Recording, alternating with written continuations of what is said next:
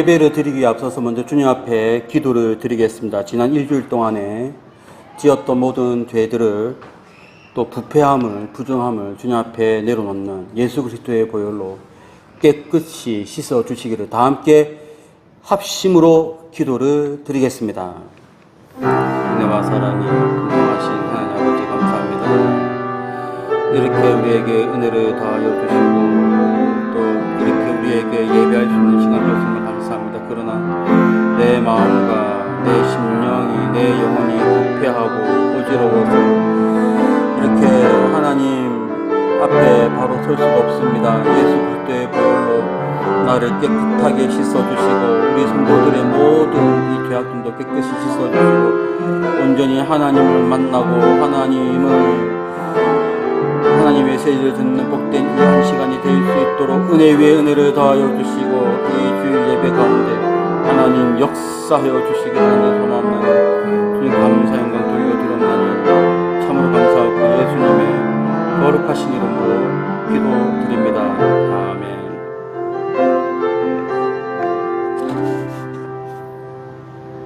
시간이 되었으므로 예배를 시작하겠습니다. 다 함께 기립에서 찬송가 26장을 부름으로 6월 22일 주일 예배를 시작하겠습니다.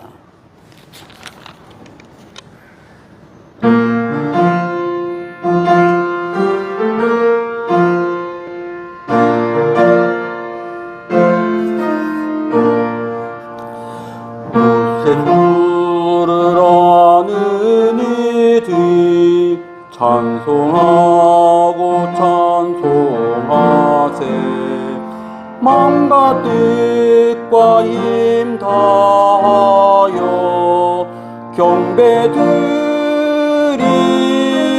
경배드리세 굳세 알지 못한 이들 주가 친히 인도하사 그의 피로 구속하니 찬송 부르세 약한 사람 도움 받아 시험 중에 참게 되니 모든 죄를 이기림은 믿음뿐이라 진리 대신 우리 주는 영원토록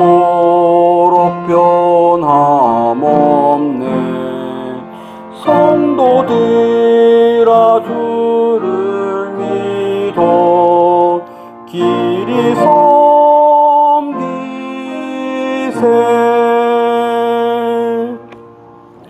사도신경으로 신앙을 고백하겠습니다.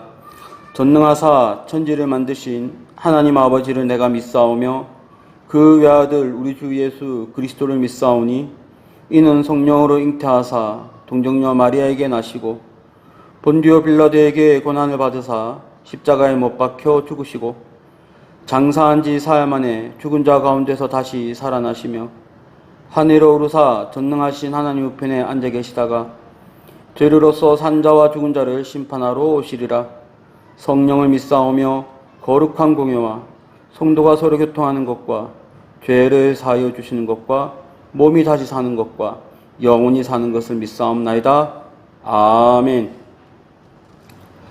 교동문 72번입니다.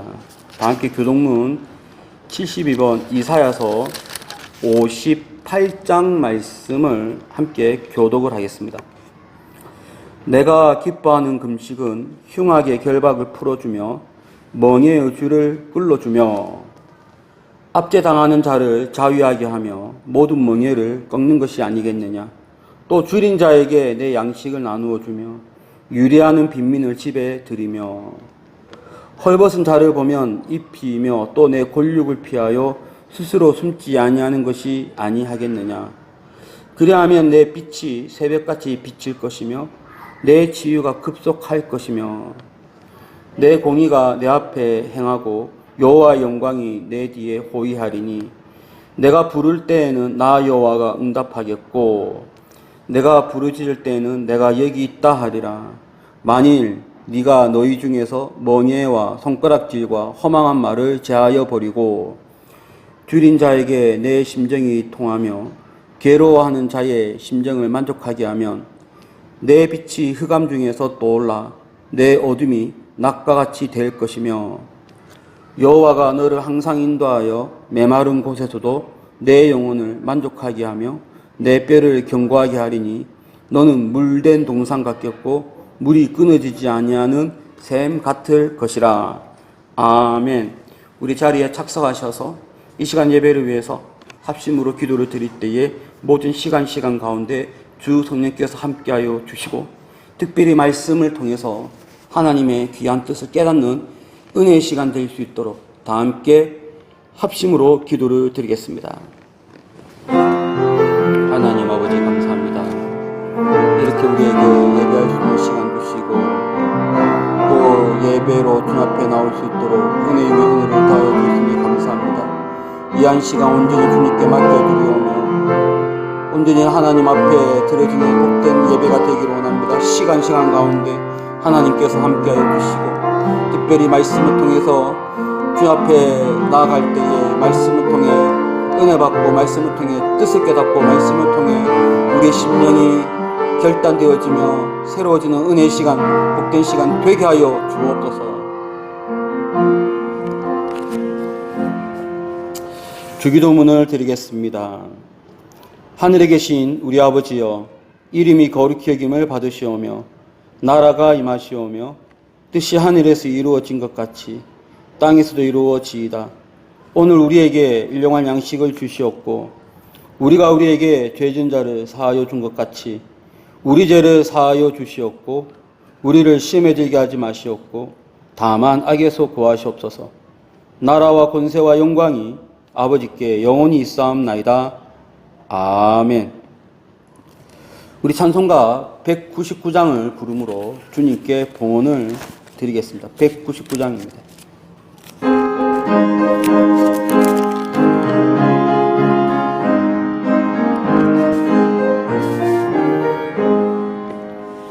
나의 사랑하는 책 비록 헤어졌으나 어머니의 무릎 위에 앉아서 재미있게 듣던 말 그때 일을 지금도 내가 잊지 않고 기억합니다.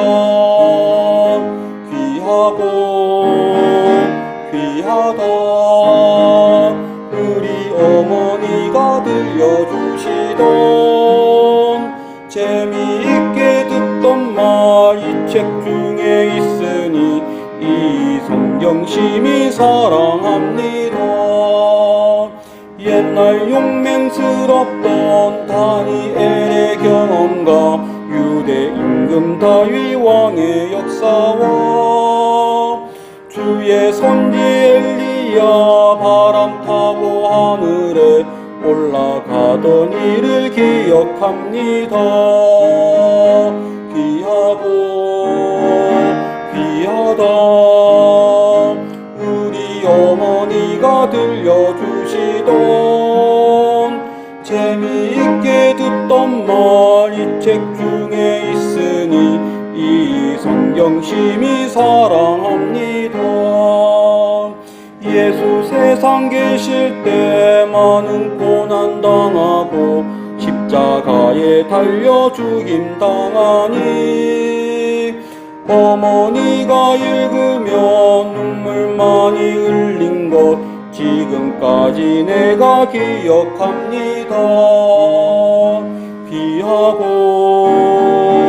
귀하다 우리 어머니가 들려주시던 재미있게 듣던 말 이 책 중에 있으니 이 성경 심히 사랑합니다. 그때 일은 지나고 나의 눈에 화나오 어머니의 말씀 기억하면서 나도 시시때때로 성경 말씀 읽으며 주의 뜻을 따라 살려 합니다. 귀하고 귀하다. 우리 어머니가 들려주시던 재미있게 듣던 말 이 책 중에 있으니 이 성경 심히 사랑합니다. 우리 함께 교회 소식을 나누겠습니다. 먼저 오늘 예배에 오신 모든 분들을 진심으로 축복하고 환영합니다. 은혜 예배 시간이 되기를 축복합니다. 저희 교회 성도님들을 위해서 기도하시기를 바랍니다. 원로 목사님과 사모님 건강을 위해서, 또 우리 모든 성도님들의 건강을 위해서, 특별히 김창섭 안주실사님 수술 이후에 모든 몸이 회복되는 과정을 위해서 여러분 기도해 주시기를 바랍니다.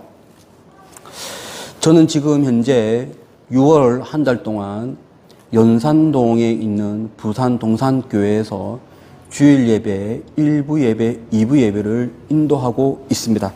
은혜로운 예배가 될 수 있도록 여러분 기도해 주시기를 바랍니다. 자, 그리고 옆에 있는 분들께 인사를 나누겠습니다. 안녕하십니까? 안녕하십니까? 반갑습니다. 은혜 예배 시간이 되십시오. 자, 그러면 이제 저는 여러분 드린 헌금과 또 증거할 말씀을 위해서 기도를 드리겠습니다. 하나님 아버지 감사합니다. 복된 주일을 맞이하여 주님께 나와서 예배를 드립니다. 오직 하나님께만 영광 돌리는 예배가 되게 하여 주옵소서. 저희들이 올 때에 정성과 믿음을 다하여 헌금을 드립니다. 받은 바 그 구원의 은혜가 있으므로 주일 헌금을 드리며, 또한 크고 작은 모든 일에 감사하여 감사 헌금을 드립니다. 하나님, 우리의 생활 가운데 구원에 대한 감사와 생활에 대한 감사가 매일매일 솟구치게 하여 주옵소서. 하나님의 말씀에 따라서 경제생활을 하였고 신앙 고백으로 11종금을 드립니다. 지금까지 경제생활을 하게 하신 하나님, 앞으로도 경제생활 잘 감당할 수 있도록 인도하여 주옵소서. 하나님, 이 시간은 하나님의 귀한 말씀을 나누고자 합니다. 말씀 가운데 함께 하시는 주님, 이 말씀으로 하나님의 뜻을 깨닫고 또 결단하는 복된 시간이 되게 하여 주옵소서. 감사하며 예수님의 거룩하신 이름으로 기도드립니다. 아멘. 자, 우리 함께 말씀을 보겠습니다. 오늘 말씀은 마태복음 말씀을 보겠습니다. 마태복음 7장 말씀을 보겠습니다. 7장 15절입니다. 7장 15절부터 23절까지 우리 다 같이 한 소리로 마태복음 7장 15절입니다. 15절부터 23절까지 한 소리로 합독을 하겠습니다. 거짓 선지자들을 삼가라. 양의 옷을 입고 너희에게 나오나 속에는 노락질하는 일이라. 그들의 열매로 그들을 알지니 가시나무에서 포도를 또는 엉겅퀴에서 무화과를 따겠느냐. 이와 같이 좋은 나무마다 아름다운 열매를 맺고 못된 나무가 나쁜 열매를 맺나니 좋은 나무가 나쁜 열매를 맺을 수 없고 못된 나무가 아름다운 열매를 맺을 수 없느니라. 아름다운 열매를 맺지 아니하는 나무마다 찍혀 불에 던져지느니라. 이름으로 그들의 열매로 그들을 알리라. 나더러 주여 주여 하는 자마다 다 천국에 들어갈 것이 아니요 다만 하늘에 계신 내 아버지의 뜻대로 행하는 자라야 들어가리라. 그날에 많은 사람이 나더러 이르되 주여 주여 우리가 주의 이름으로 선지자 노릇하며 주의 이름으로 귀신을 쫓아내며 주의 이름으로 많은 권능을 행하지 아니하였나이까 하리니 그때에 내가 그들에게 밝히 말하되 내가 너희를 도무지 알지 못하니 불법을 행하는 자들아 내게서 떠나가라 하리라. 우리 24절까지 한번 다시 한 절 합독하겠습니다. 그러므로 누구든지 나의 이 말을 듣고 행하는 자는 그 집을 반석 위에 지은 지혜로운 사람 같으리니. 아멘. 신앙에 있어서 어떤 문이 좁은 문이고 어떤 문이 넓은 문일까요? 제가 왜 이 말씀을 드리냐면 오늘 읽었던 이 말씀 바로 위에 7장 13절, 14절은 좁은 문과 넓은 문에 대해서 말씀하고 있습니다. 좁은 문은 생명으로 인도하는 문이요, 넓은 문은 멸망으로 인도하는 문입니다. 그래서 저희들은 생명으로 인도하는 문, 비록 험난하지만 그 좁은 문으로 가야 하고, 상당히 쉬워 보이지만 넓은 문, 멸망으로 인도하는 문은 가지 말아야 합니다. 어떤 문이 좁은 문이고 어떤 문이 넓은 문일까요? 오늘 읽은 이 본문 말씀은 어떤 문이 생명으로 인도하는 문인지, 또 어떠한 신앙생활이 좁은 문으로 가는 신앙생활인지 말씀을 하고 있습니다. 우선 어떤 문이 넓은 문일까요? 즉 어떤 문이 우리를 멸망으로 인도하는 길일까요? 우선 예수님의 말씀에 양의 옷을 입은 자의 가르침, 즉 거짓 선지자의 가르침을 따라가는 것이 넓은 문, 멸망으로 인도하는 문이다라고 말씀하고 있습니다. 다 함께 7장 15절 말씀을 합독을 하겠습니다. 거짓 선지자들을 삼가라. 양의 옷을 입고 너희에게 나오나 속에는 노락질하는 일이라. 바로 거짓 선지자들의 가르침, 이것이 우리를 멸망으로 인도하는 넓은 문입니다. 근데 문제가 있어요. 우리가 사람들을 만날 때 그 사람이 거짓 선지자인지 참 선지자인지 그냥 한 번 보고는 알 수 없다는 것입니다. 왜냐하면은 그는 양의 옷을 입고 있기 때문입니다.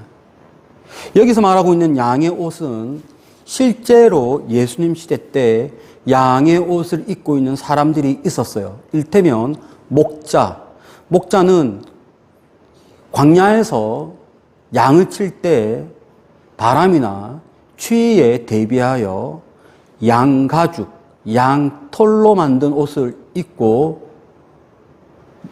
양을 치는 일이 있었어요. 그러나 여기서 말하고 있는 양의 옷은 실제로 우리가 눈으로 보는 그런 양의 옷이 아니라 상징적인 의미입니다. 양은 어떤 특징이 있냐면, 양은 온순, 착함, 천명결백, 희생, 이런 것들을 상징합니다. 왜냐하면 양은 목자가 지시하는 대로 움직입니다. 그래서 이때 이 양은 온순, 착함을 상징합니다.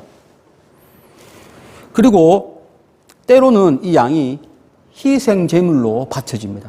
그래서 양은 희생을 상징하기도 합니다. 그러니 이 사람은, 거짓 선지자는 어떤 사람이냐면 사람들한테 보일 때 너무 착하게 보이는 거예요. 상당히 온순하게 보이는 거예요. 그리고 엄청 희생을 잘하는 사람으로 보입니다.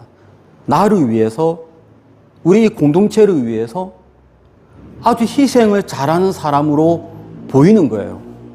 그리고 양은 색깔이 하얀 색깔입니다. 그래서 사회 정의, 깨끗함을 상징을 할 때는 이 사람은 사람들 앞에 나타나서 옳은 이야기만 하는 거예요. 사회 정의를 부르짖습니다. 사회의 부조리를 부르짖습니다. 나는 감히 이 세상을 향해서, 이 정부에 향해서 옳은 소리를 못 하는데 이 사람은 옳은 소리를 하는 거예요. 그렇게 보이는 거예요. 이렇게 양의 옷을 입고 있기 때문에 우리는 이 사람이 진짜 선지자인지 가짜 선지자인지 알 수가 없다는 것입니다. 실제로 예수님 시대 때, 그리고 사도 바울 요 시대 때 이 유대 사회를 한번 흔들었던 거짓 선지자가 있었습니다. 이것이 사도행전에 실제의 예가 언급되어 있는데, 사도행전 5장 36절을 보시면 제가 한번 읽어 보겠습니다. 사도행전 5장 36절입니다. 이전에 드다가 일어나 스스로 선전하며 사람이 약 400명이나 따르더니 그가 죽임을 당하며 따르던 모든 사람들이 흩어져 없어졌고, 이 사람은 마치 능력을 많이 행하고 이적을 많이 행하는 선지자처럼 자기를 이야기했어요. 구약에 엘리야가 있다면 신약, 지금 시대 때의 엘리야는 자기다라고 이야기를 하면서 사람들을 현혹시켰습니다. 사람들이 양의 옷을 입고 있는 그 사람에게 많이 붙었습니다. 그러나 그 사람이 죽자 사람들이 다 흩어집니다. 또 한 사람이 소개되어 있는데 사도행전 5장 37절인데요. 이것은 다 함께 합독을 하겠습니다. 어떤 사람이 또 나타나서 사람들을 선동했는지 합독합니다. 그 후 호적할 때에 갈릴리의 유다가 일어나 백성을 깨어 따르게 하다가 그도 망한즉 따르던 모든 사람들이 흩어졌느니라. 이 사람은, 갈릴리의 어떤 유다라고 하는 사람은 사회 정의를 부르짖었어요. 지금 우리가 로마에 이렇게 과중한 세금을 내도 되느냐?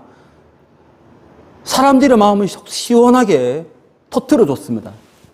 사회 정의를 부르짖은 것처럼 보였지만 그도 실패했습니다. 망했습니다. 그를 많은 사람들이 따랐는데 그 많은 사람들이 결국은 흩어지게 되었습니다. 여기 보면 드다라고 하는 사람이나 유다라고 하는 이 사람이 사람들을 꿰었습니다. 거짓 선지자죠. 근데 사람들은 그 사람이 참인지 거짓인지 알지 못해요. 왜일까요? 양의 옷을 입고 있기 때문입니다. 오늘날도 그래요.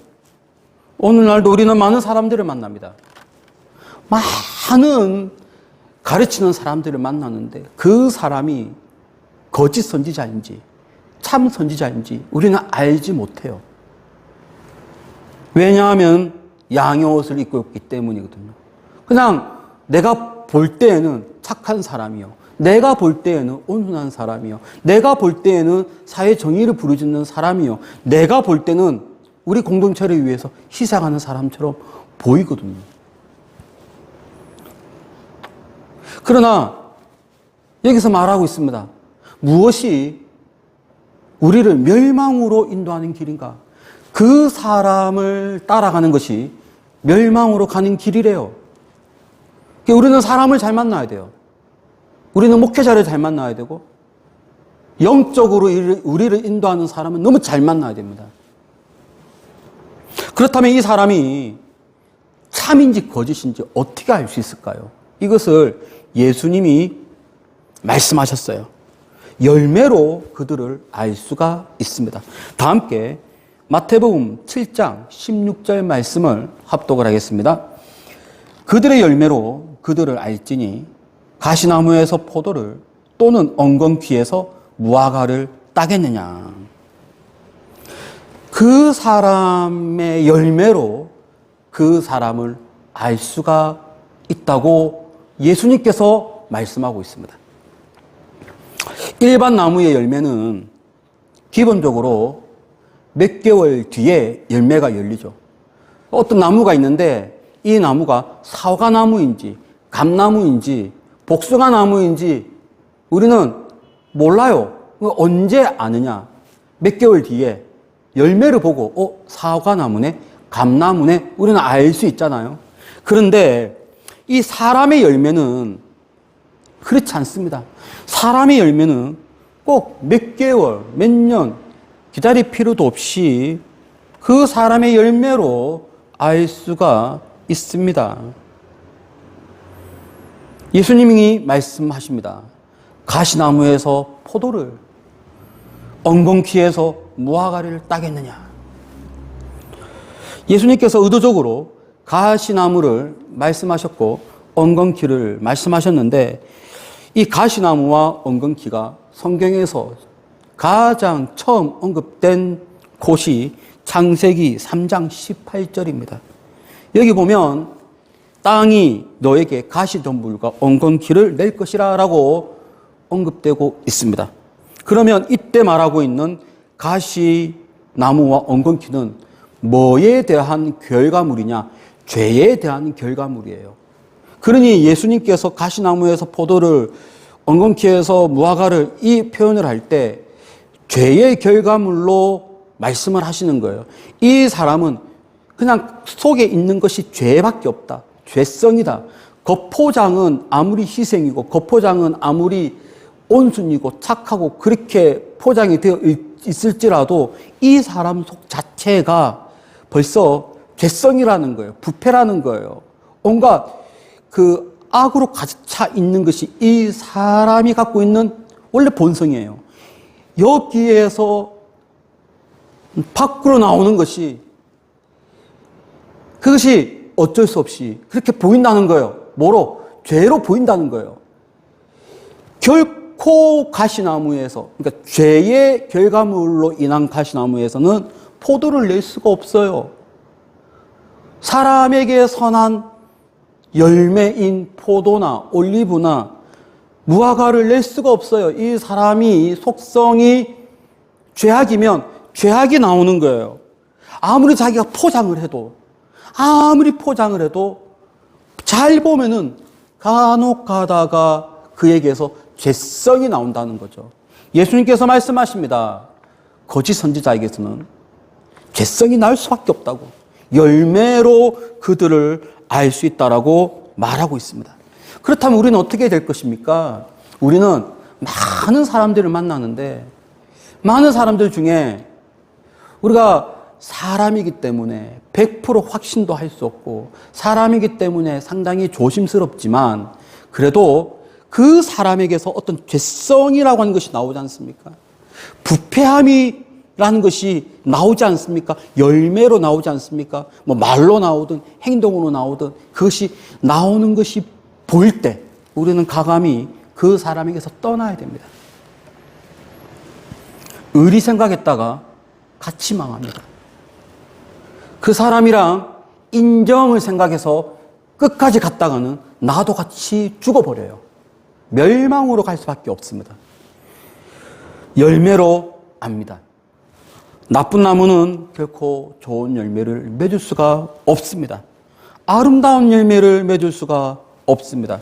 그러니 여러분, 생명으로 인도하는 길로 가고 싶으십니까? 그러면 거짓 선지자들을 삼가십시오. 부패되고 죄성이 있고 악으로 가득 찬 것이 밖으로 나오는 사람들하고 마음을 썩지를 마십시오.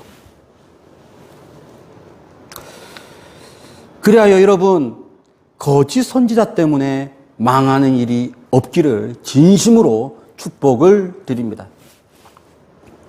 또 예수님께서 말씀하십니다. 어떠한 생활하는 것이 멸망으로 인도하는 길인가? 그것은 말로만 신앙생활 하는 사람들, 그런 사람들이 멸망으로 가는 사람들이다라고 말씀하고 있습니다. 다 함께 7장 21절 말씀을 합독을 하겠습니다. 나더러 주여 주여 하는 자마다 다 천국에 들어갈 것이 아니요 다만 하늘에 계신 내 아버지의 뜻대로 행하는 자라야 들어가리라. 여기 보면 예수님께서 경고하고 있는 또 어떤 부류가 있냐면 말로만 신앙생활을 하는 것처럼 보이는, 말로만 하는, 주여 주여 하는 자마다는 말로만 하는 사람들을 상징적으로 표현하는 사람들입니다. 이 사람은 정말로 신앙 고백이 없습니다. 이 사람은 정말로 하나님을 사랑하는 마음도 없습니다. 이 사람은 예수 그리스도의 은혜가 그렇게 그에게는 중요하지 않습니다. 그냥 지금까지 해왔던 것처럼 어떤 관습에 젖어서 다른 사람이 그렇게 말하니 나도 나의 욕심은 따로 있는데 이 사람은 그것을 사람한테 숨기고 말로만 선하게 보이는 사람들, 그런 사람들이 분명히 존재를 하고 있고 그렇게 신앙생활을 하는 것이 멸망으로 인도하는 부류라고 예수님은 말씀하고 있습니다. 여기 보면 어떤 사람들이냐면 지금 우리가 읽었던 것이 마태복음 7장 21절인데 이와 평행구절인 누가복음 6장 46절에서는 이렇게 표현하고 있습니다. 다 함께 이와 똑같은 말씀인데요. 누가복음 표현을 다 함께 읽어보겠습니다. 6장 46절입니다. 합독하겠습니다. 너희는 나를 불러 주여 주여 하면서도 어찌하여 내가 말하는 것을 행하지 아니하느냐. 이 사람은 어떤 사람이냐? 말로만 하는 거예요. 이 사람은 행함이 없습니다. 믿음이 있는 고백은요, 반드시 행하게 되어 있거든요. 믿음이 있는 고백이 아니기 때문에 이 사람은 행함도 없습니다. 이와 똑같은 맥락이 바로 오늘 읽었던 7장 21절 이 말씀 아닙니까? 하늘에 계신 내 아버지 뜻대로 행하는 자라야 된다. 그러니까 하나님의 말씀으로 행하지 않으면서 말로만 한다는 거예요. 속에는 뭐가 가득하죠? 부패가 가득합니다. 이 안에는 뭐가 가득하죠? 나의 욕심이 가득합니다. 하지만 다른 사람들의 눈치가 있잖아요. 다른 사람들의 시각이 있잖아요. 그 시선 때문에 그는 그냥 착하게 보이는 거죠. 이런 신앙생활은 우리를 멸망으로 인도하는 생활이다라고 예수님은 말씀하고 있습니다. 성경에 많은 이런 종류의 사람이 있는데 특별히 저는 이 시간에 발람이라고 하는 사람을 예를 들어볼까 합니다. 발람은 어떤 사람이냐? 전형적인 이와 같은 사람이에요. 주여 주여 하는 사람이에요. 즉 하나님이여 하나님이여 하는 사람이에요. 하나님의 계시, 하나님의 은혜, 하나님의 사랑을 부르짖는 사람이에요. 하지만 그 속에는 자기의 욕심이 가득한 사람, 이 사람이 발람입니다. 발람이 민수기 22장에서 24장까지 무려 3장에 걸쳐서 이 발람의 이야기가 기록되어 있습니다. 모압의 왕 발락이 발람에게 요청합니다. 여기 와서 이스라엘 백성을 저주하라. 그때 발람이 뭐라고 얘기하냐면 어떻게 이스라엘 백성을 저주할 수 있냐고. 하나님이 그걸 원하지 않는다고 그렇게 이야기합니다. 그러니까 말을 들어보면 엄청나게 신실한 사람이고 엄청나게 하나님을 사랑하는 사람으로 보이잖아요. 그런데 말은 그렇게 했지만 그 속에는 발락이 주는 돈, 거기를 너무 탐내했습니다. 그의 마음은 물질에 가 있었고요. 말은 하나님의 계시를, 하나님의 뜻을 찾았던 사람이에요. 주여 주여 하는 사람이에요. 하지만 속에는 온갖 부패로 가득 찬 사람. 이 사람이 발람인데 이 사람을 반면교사로 삼는 신약의 구절들이 좀 있습니다. 대표적으로 베드로 후서에 보면 2장 15절에 제가 주보에 베드로 후서 2장 15절을 언급을 해놨는데 다 함께 합독을 하겠습니다. 그들이 바른 길을 떠나 미혹되어 부올의 아들 발람의 길을 따르는도다. 그는 불의의 싹을 사랑하다가 그는요 하나님을 부르짖었어요. 그는 하나님을 하나님의 그 뜻대로 해야 된다는 것을 강조했어요. 그러나 그는 물질을 따라갔던 사람이거든요. 주여 주여 하는 사람이에요. 베드로후서에 베드로가 이 발람을 예로 들어서 반면교사로 삼아서 신앙생활을 어떻게 해야 될 것인지를 기록하고 있었습니다. 또 요한계시록 2장 14절에도 역시 마찬가지로 발람의 교훈을 언급하면서 지금 현재 이 신앙생활 하는 사람들에게 경고를 하고 있습니다. 이건 제가 한번 읽어보겠습니다. 요한계시록 2장 14절입니다. 그러나 너에게 두어 가지 책망할 것이 있나니 거기 너에게 발람의 교훈을 지키는 자들이 있도다. 발람이 발락을 가르쳐 이스라엘 자손 앞에 걸림돌을 놓아 우상의 제물을 먹게 하였고 또 행음하게 하였느니라. 발람이 전형적인 하나님을 외쳤지만 속에는 딴 생각을 품고 있는 사람, 이런 사람의 길을 가는 사람들을 뭐라고 얘기하냐면 멸망의 길로 간다. 그렇게 언급을 하고 있는 거예요. 제가 주변에는 언급을 하지 않았지만 유다서 11절에도 똑같이 언급하고 있습니다. 발람의 어그러진 길로 갔다. 그래서 멸망을 받았다라고 언급을 하고 있습니다. 여러분, 여기서 말하고 있는 주여 주여 하는 사람들은 어떤 사람인 줄 아세요? 겉보기에는요, 정말로 기도를 잘하는 사람이에요. 겉보기에는 하나님을 부르짖는 사람이에요. 이 사람은요, 하나님의 뜻을 강조하는 사람이에요. 이 사람은 하나님의 뜻대로 해야 된다고 알리는 사람입니다. 그러나 속에는 세상을 사랑하고 세상의 물질을 너무 좋아하고 불의를 선호하는 사람입니다. 근데 이런 생활이 참 쉬운 생활입니다. 얼마나 쉬워요. 사람들 앞에서는 하나님을 부르짖고 속에서는 내 뜻대로 가는 이런 생활이 얼마나 쉬워요. 그래서 이 길이 넓은 문입니다. 그러나 이 문이요, 멸망으로 인도하는 길입니다. 예수님이 우리에게 말씀하고 있어요. 이러한 길로 가지 말 것을.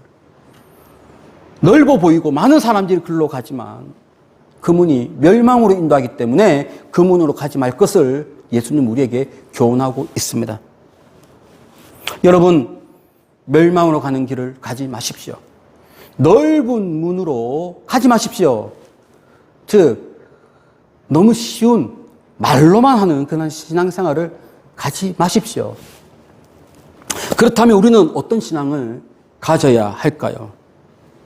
우리의 신앙은 행하는 신앙생활을 해야 합니다.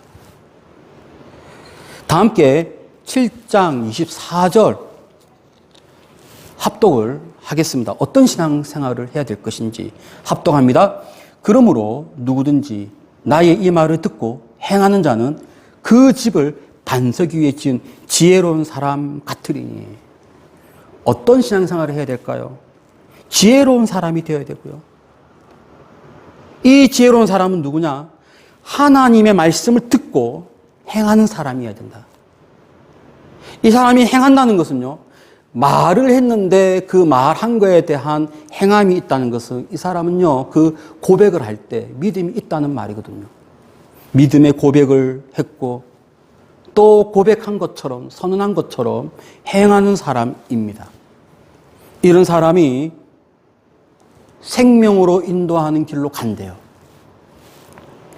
그런데 예수님은 7장 13절, 14절을 보면 이 문이 생명으로 인도하는 문인데 좁고 길이 협착해서 찾는 사람이 없다라고 얘기해요.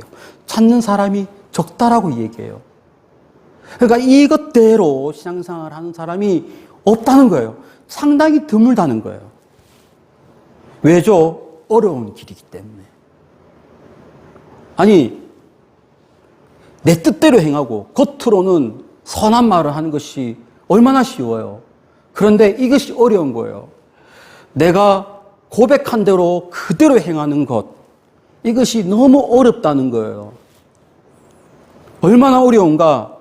성경 말씀 전체를 예를 들 수도 있는데 성경 모든 말씀이 예를 들지 않더라도 그냥 간단하게 마태복음 6장과 7장에서만 예를 들어 보겠습니다.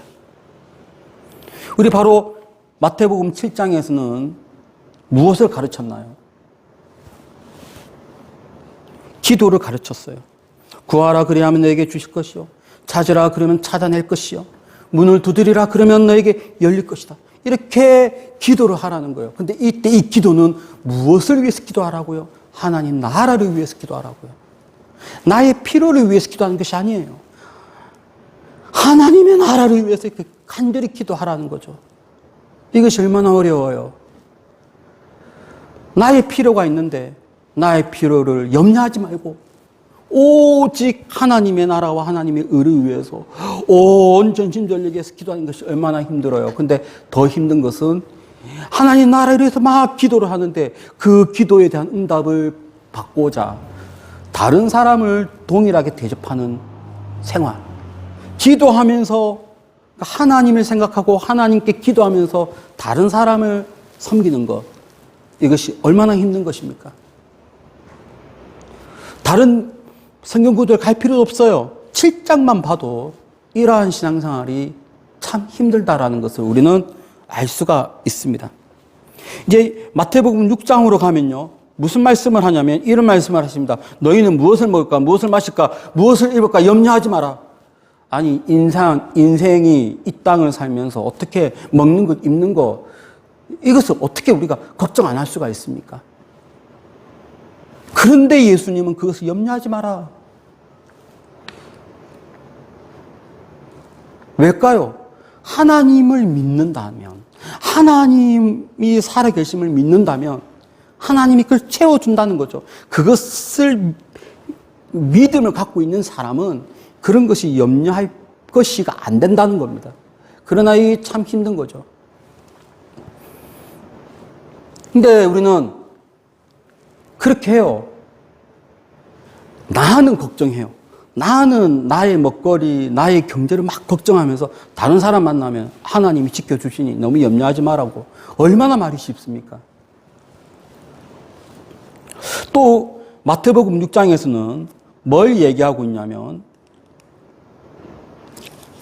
20장 19절, 6장 19절, 20절, 21절 말씀을 보면 물질을 섬기지 마라. 물질에 마음을 너무 두지 마라. 하나님께 마음을 두지 물질에 마음을 두지 마라. 어떻게 이런 인생을 살 수 있나요? 우리가 신인가요? 아니 이 땅을 살면서 어떻게 물질에 신경을 안 쓸 수가 있나요? 근데 예수님께서는 뭐라고 얘기하냐면 너의 보물이 있는 곳에는 마음이 있으니까 너의 보물을 하늘에 쌓아두라. 와, 이런 너무 어려운 말씀을 하시는 거예요.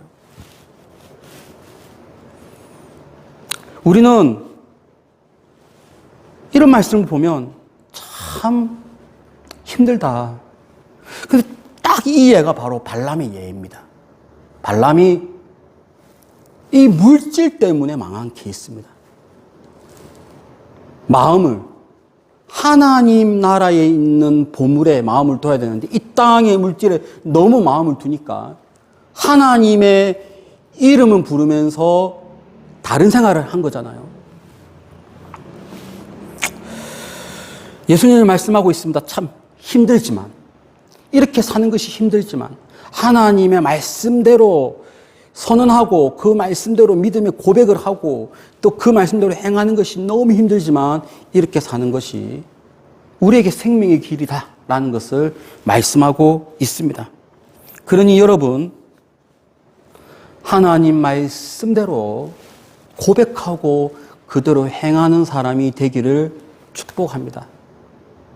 신구약 전체는요, 말씀대로 행하고 말씀대로 고백하고 이러한 사람을 상당히 좋아합니다. 말씀을 알고 그 말씀대로 행하는 것. 참 힘들지만 이런 삶을 살기 위해서 부단히 애를 썼습니다.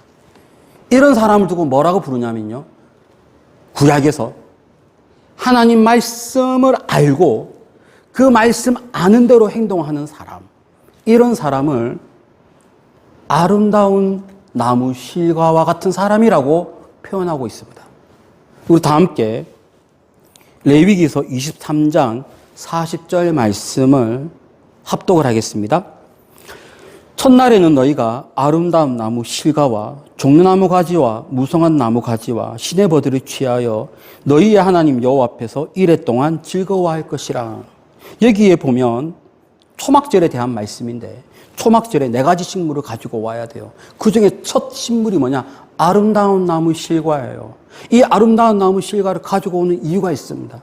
아름다운 나무 실과는 사람들이 어떠한 상징이 있냐면 하나님 말씀을 잘 아는 사람, 그리고 잘 알면서 동시에 행동이 따라가는 사람, 말씀 아는 대로 실천이 있는 사람을 두고 뭐라고 부르냐면 아름다운 나무 실과와 같은 사람이라고 레위기에는 그렇게 해석을 하고 있습니다. 나는 하나님 말씀을 많이 알고 싶습니다. 또 그에 따라서 실천도 하고 싶습니다. 라는 마음을 가지고 아름다운 나무 실과를 갖고 오는 거예요.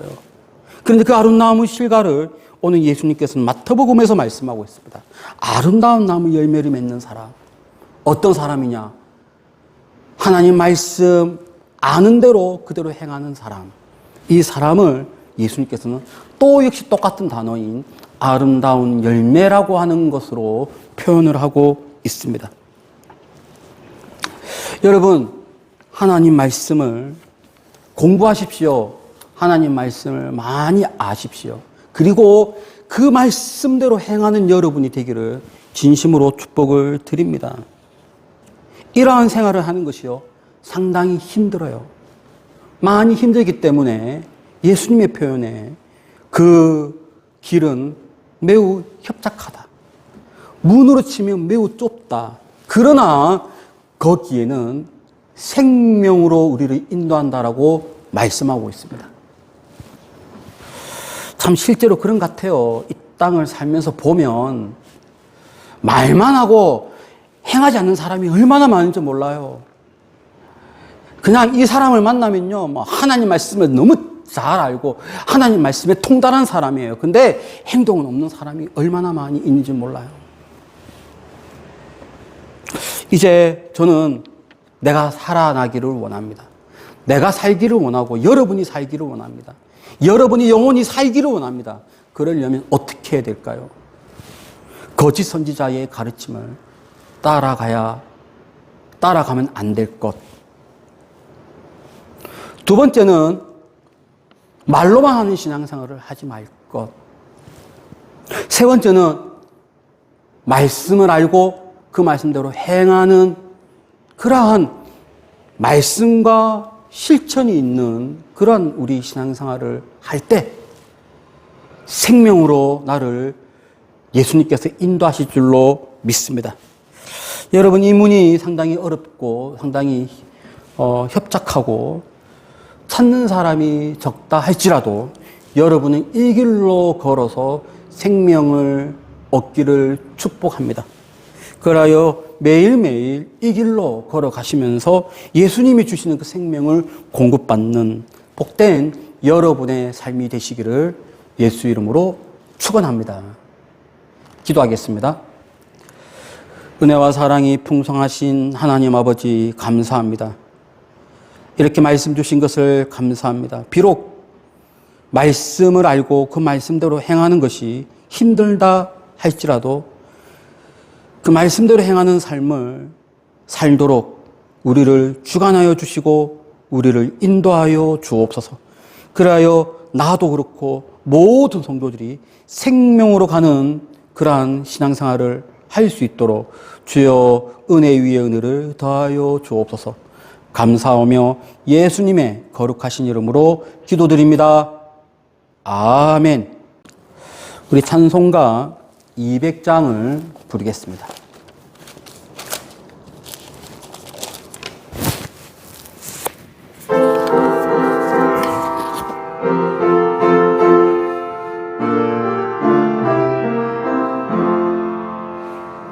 달고 묘한 그 말씀 생명의 말씀은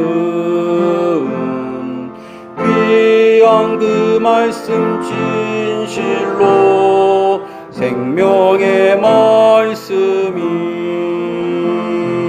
나의 길과 믿음 밝히 보여주니 아름답고 귀한 말씀 생명샘이로다. 아름답고 귀한 말씀 생명샘이로다. 귀한 주님의 말씀은 내 노래 되도다. 모든 사람을 살리는 생명의 말씀은 값도 없이 받아 생명길을 가니 아름답고 귀한 말씀 생명샘이로다.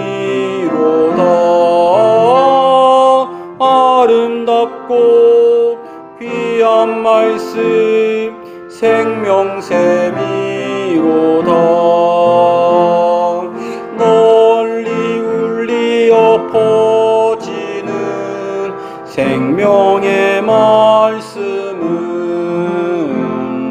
마음의 용서와 평안을 골고루 주나니 다만 예수 말씀 듣고 복을 받는 아름답고 귀한 말씀 생명샘이로다. 아름답고 귀한 말씀 생명샘이로다.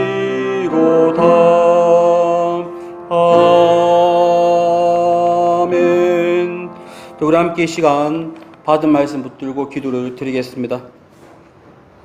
거짓 선지자들을 삼가는 우리가 될 수 있도록 말만 하는 신앙생활을 하지 않도록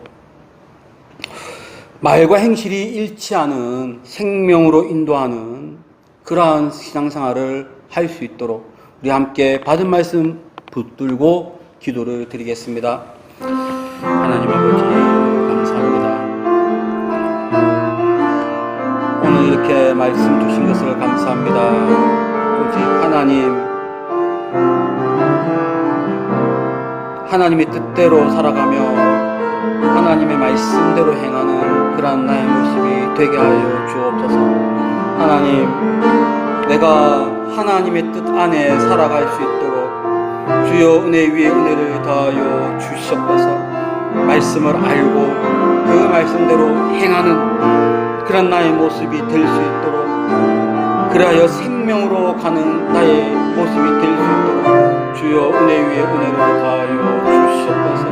그리하여 주님께 영광 돌린 나의 삶, 우리 성도들의 삶이 되어질 수 있도록 주의 은혜 위에 은혜를 더하여 주시옵소서.